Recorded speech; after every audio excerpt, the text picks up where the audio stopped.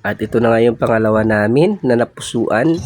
Nagpunta kami rito kay nanay dahil talagang isa rin po to sa napakabait na nanay at matulungin. Manghihilot po siya rito sa Cruising Morong Bataan. At kung minsan, naghihilot din po siya sa amin, sa mga pamangkin ko po. Kaya po napuntahan namin siya para kami naman po ang ibalik ang tulong na itulong niya sa amin sa pamagitan ng kunting blessings po. Pasensya na po nay, at ito lang po yung amin na naibigay sa iyo.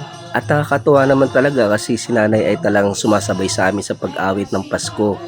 Napakabuting tao yan. Dito lang po yan muli sa Waray, Cruising Morong Bataan, na kahit papano ay mapaligaya namin si nanay kahit na hindi na Pasko. Siguro 3 Kings na ngayon, matatapos na. Ito kahit papano makapagbigay kami ng kunting blessings. Naway magustuhan ni nanay at kahit papano ay mapasaya namin siya. Maraming salamat guys sa patuloy niyong panonood sa amin at pagsubaybay.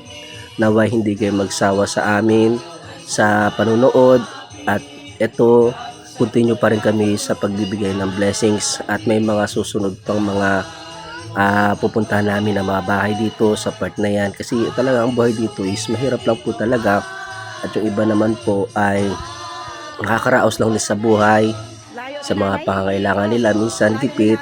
Kaya nais din po namin silang mapasaya dahil dito rin po kami nangaroling, at talagang nangaroling kami nung time na yun meron talaga nagbigay ng blessing sa amin. Kaya naisipan namin na kahit pa paano ibalik namin ito sa kanila sa pamamagitan ng mga taong napupusuan namin.